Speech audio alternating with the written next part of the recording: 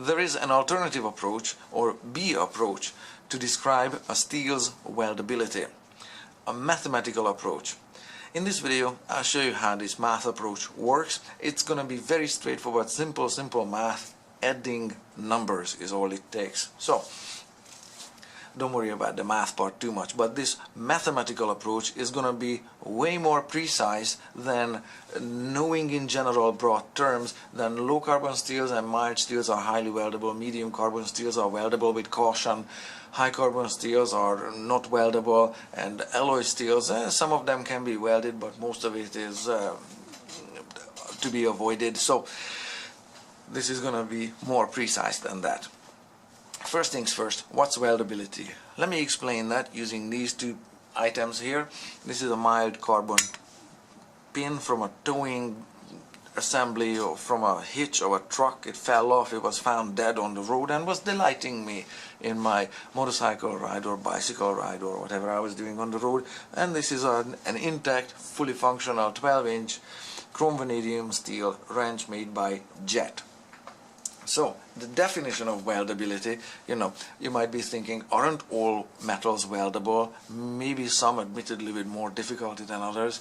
Yeah, that's not really what's meant by weldability. So, the American Welding Society defines weldability as the capacity of a material to be welded under imposed fabricating conditions into a specific, suitably designed structure which has to perform satisfactorily in this intended service. So let's look at this satisfactory performance in the intended service.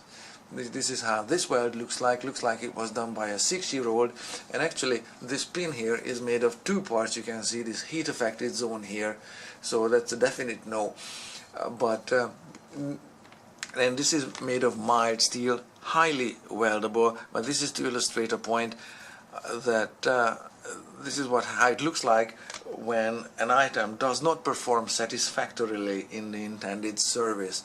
And this is due to welder incompetence here, not weldability. So to give you another example here, if this wrench broke here and was welded back together, this new weld here should make this wrench fully functional so that the wrench performs satisfactorily in the intended service, being a wrench, meaning that I should be able to grab it, exert force on it, generate some torque here with even the biggest nuts or bolts that this Jet crescent wrench is able to take on, and this weld here should still hold up and not break. So extending it with another pipe and with a cheater bar, that's out of the question. As designed, as intended by the original engineers who designed it and determined the size of this and the thickness of that, this wrench after a weld here should perform satisfactorily in the intended service and not fail there. So that's what's meant by weldability. Throughout this video I'm going to use standard chemical symbols for the elements: C for carbon, MO for molybdenum, Mn for manganese. There's nickel, vanadium, chromium and copper. Those are the players in this math approach. I have two variants of this mathematical approach, two equations or two formulas. And both of these are alike. I'm going to explain both, and I have a calculation example for both of them to show you the difference between the two of them. It's going to be microscopic differences between the two of them. They come from two different sources. This is coming from a welding and metallurgy textbook that was printed in the 70s, possibly the 60s maybe. And this is coming from the early 2000s from another metallurgical textbook. They are very similar. So let's get started with the first one. This is how the equation looks like.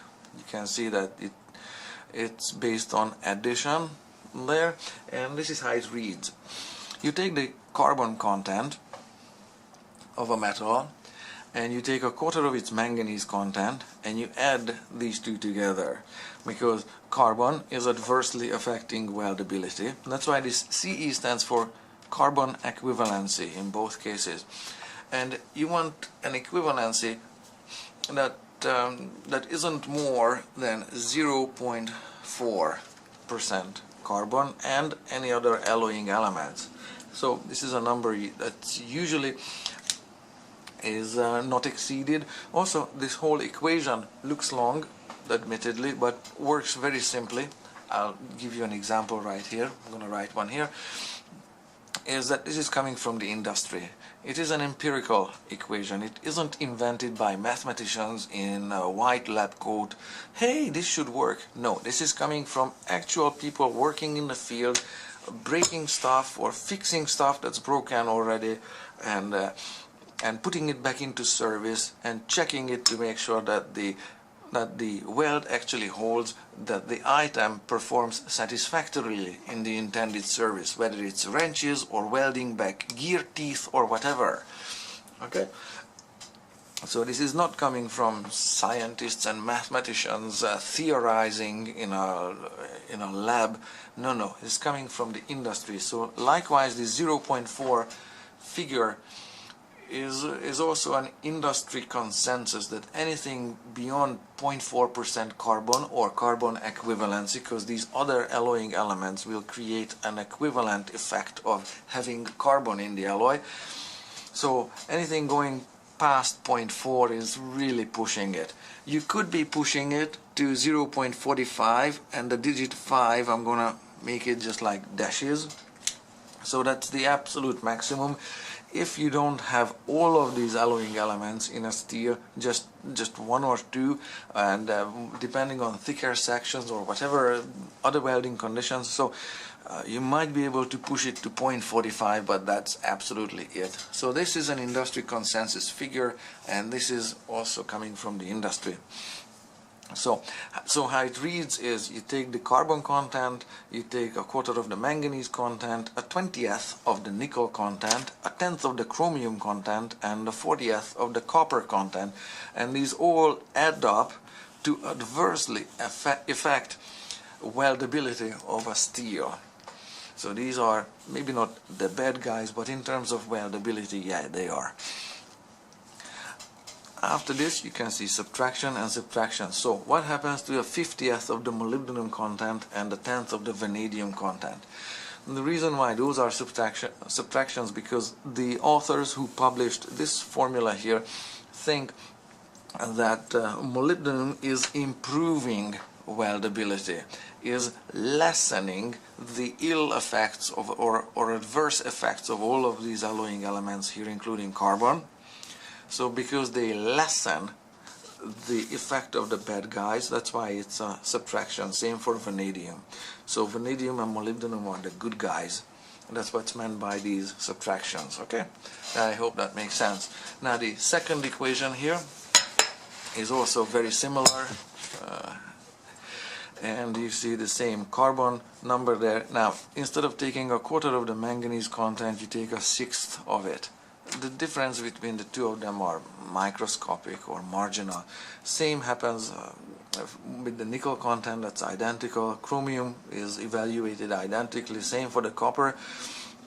There is no vanadium in the second equation, and the molybdenum, instead of a 50th of the molybdenum, it's a 10th of the molybdenum, because these authors and these experts in the field think, after lab tests and everything, that a 10th of the molybdenum or molybdenum has a little more effect than just the 50th of it, because this is a division I'll show you. So a 10th of a molybdenum is going to be more than a 50th of a molybdenum. And instead of subtracting here, it's addition, because they think molybdenum is actually a bad guy and is adversely affecting weldability of a steel, combining with all of these elements here to worsen the effect of carbon in the steel. Same stuff, don't exceed 0.4 or 0.45 at most. So I'm going to give you an example of how this works, and using this chrome vanadium wrench. And this one here is the specs sheet for this chrome vanadium steel. You need to find this spec sheet for the steel that you're considering for welding. And this one here is listing the American Iron and Steel Institute classification number here, 6150 chrome vanadium steel, but if you have other classification systems, Japanese or whatever, or unified numbering system, whatever you go with, it doesn't really matter which one it is, you have to find the chemical composition, that's the point, so that you can find the actual content of these alloying elements in a steel. Alright, so in this case the carbon content is, I'm going to go with 0.5 because it's a number that's easy to write for me. Chromium content, I'm going to go with 1%, easy to write as well. Manganese is 0.8, and vanadium, that's also a range, but I'm just going to go with 0.15, why not? So let's see how the numbers look like when I write them up. So the carbon content was 0.5, I'm going to write it there, plus we add to it the manganese was 0.8, and divide that by 4 because I'm using the first equation up there. And then nickel content, there is no nickel in this thing, so there's nothing there. I could leave it blank here, but there is chromium in it, 1% chromium, so I'm just going to write the chromiums there, so that's the 10, copy it there. There is no copper in it, there is no molybdenum, there is some vanadium in it, and that vanadium figure, that's the subtraction, was 0.15, and for the vanadium that's divided by 10. So when you make decimals out of these numbers, this is how it looks like. A quarter of 0.8 is 0.2, and add to it 0.1 and subtract from it 0.015. Now right away you can see, if you add up the decimals, that 0.5, 6, 7, 8, this is already 0.8, that gets lessened by a minutia amount, so the carbon equivalency here is 0.785%. So as if, even though there is only 0.5% carbon in the steel, the combined effect of all of the alloying elements in it make it so that it's as if 0.785% carbon was in the metal. Okay, now of course this 0.785 is way over the 0.4 self-imposed limit. It was obvious at line 1, minute 1, second 1, at the first number that was put down on the sheet, it was 0.5, that's more than 0.4, and because anything else you add to it is gonna get just bigger, not smaller. So, but this was just to show you how the numbers work in this equation.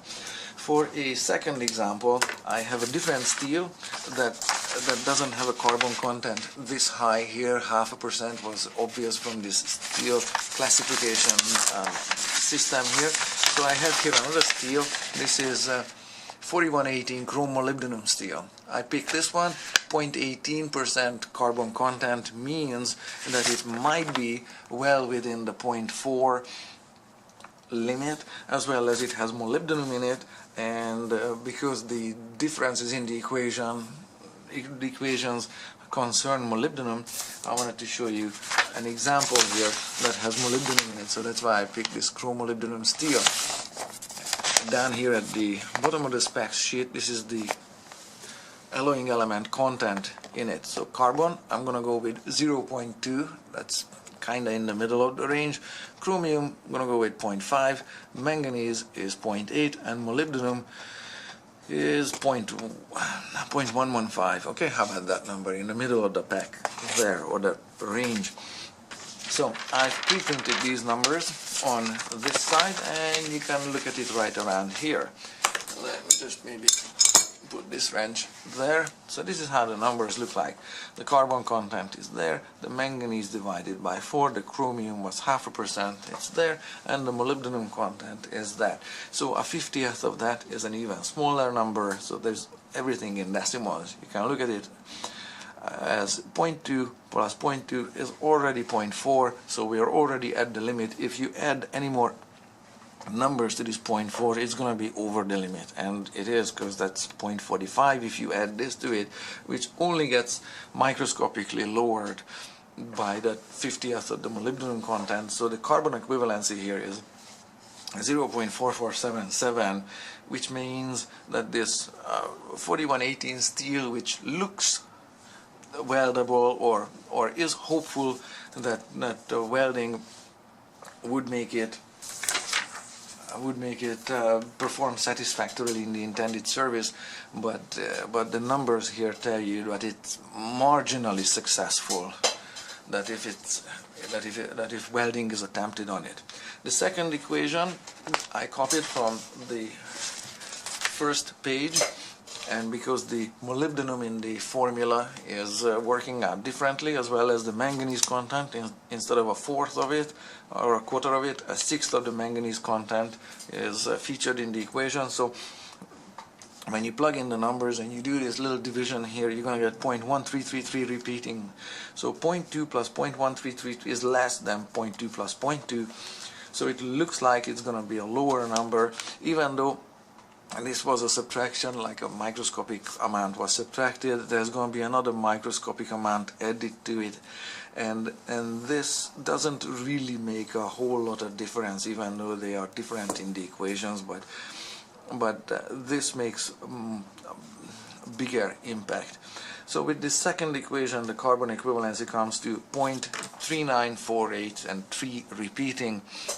You can see both of these carbon equivalencies are so close to the 0.4 limit that both of these equations actually confirm that the 4118 steel is marginally weldable. Okay, even though the numbers are clearly different, they are not different by much. They are close enough to confirm that this 4118 steel is only marginally weldable. Okay, so that's how this alternative mathematical approach works. Instead of just guessing, here is this one, you can crunch the numbers and predict pretty consistently the weldability of steels. Now, you can of course also do test welds, and you should do test welds to make sure that the calculations actually turn out to be true, but you will find that these equations have been used for decades, and they work pretty well.